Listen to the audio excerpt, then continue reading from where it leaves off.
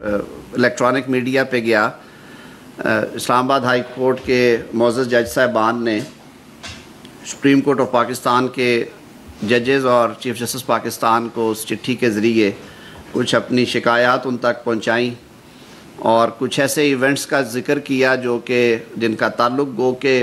पिछले साल से है और उस रजीम से है जो अब नहीं हैं अदालती कॉरिडोर्स में, जो हमारे पिछले चीफ जस्टिस पाकिस्तान हैं उनके दौर से मुतल्लिक़ा ज़्यादातर चीज़ें थी। बाहर कैफ उस तनाजुर में चीफ जस्टिस पाकिस्तान ने, आप सबको मालूम है, कल एक फुल कोर्ट मीटिंग की अपने साथी जजेस के साथ। तमाम जजेस को उन्होंने दावत दी और उसको यकीनन उन्होंने डिस्कस किया होगा और उसके बाद चीफ जस्टिस पाकिस्तान ने इस ख्वाहिश का इजहार किया कि वज़ीर आज़म पाकिस्तान उनसे इस मामले पे कोई गुफ्तगू करें, कुछ मुशावरत करें।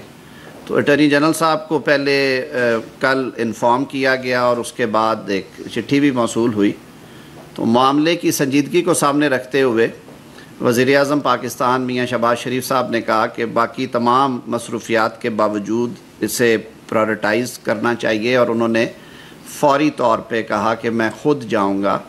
और चीफ जस्टिस पाकिस्तान से इस पे जो बातचीत ज़रूरी है वो की जाए। तो आज 2 बजे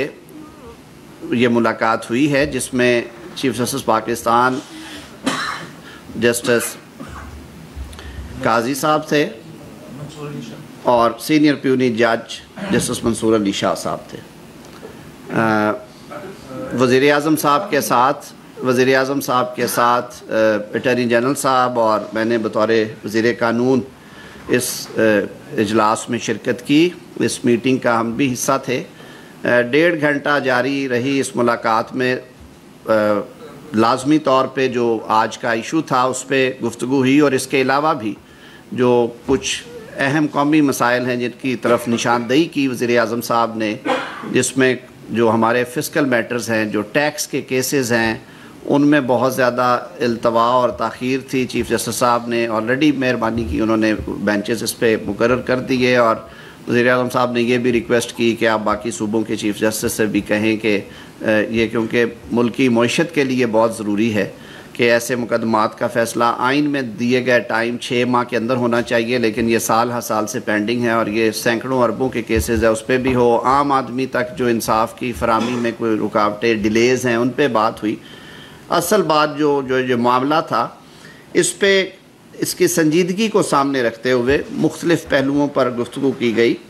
और ये बात भी हुई कि ये पहली दफ़ा नहीं हुआ, इस तरह की आवाज़ें पहले भी आती रही हैं। अगर आप तारीख़ में जाएं और झांकें और इवन रिसेंट पास्ट में जो जस्टिस सिद्दीकी साहब वाला मामला था, जो हाल ही में सुप्रीम कोर्ट ने जिसका फ़ैसला किया, और उससे बहुत पहले भी वज़ीर आज़म साहब ने पॉइंट ब्लैंक ये कहा कि अदलिया की आज़ादी पर किसी किस्म का कोई समझौता नहीं होगा और हम क्योंकि ख़ुद रिसीविंग एंड पे रहे हैं, उन्होंने, उनकी फ़ैमिली ने, उनकी जमात ने ख़ुद बड़ी तकलीफ़ें और सबतें बर्दाश्त की हैं और वो ख़ुद शिकायत कुनिंदा रहे हैं कि इंडिपेंडेंट जुडिशरी जो है वो अगर होती तो शायद मामलात फ़र्क होते। तो उन्होंने इस अज़म का इजहार किया कि पाकिस्तान के अवाम ने उन्हें मैंडेट दिया है तो वो अपनी इस आइनी ज़िम्मेदारी से सुरखरू होंगे, अच्छे और एहसन तरीके से ओहदा बरा होंगे। और इस हवाले से उन्होंने ये यकीन दहानी करवाई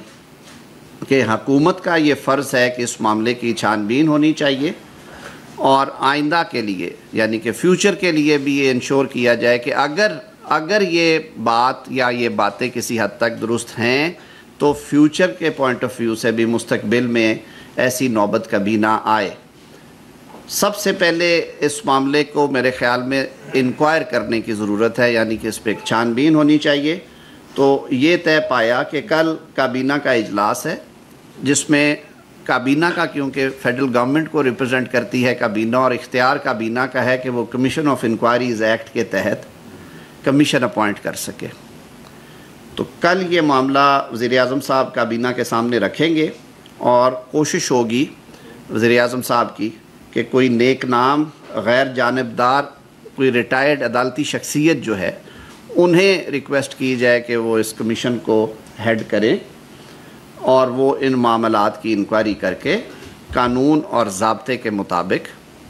इसकी रिपोर्ट जो है वो मुरतब करें।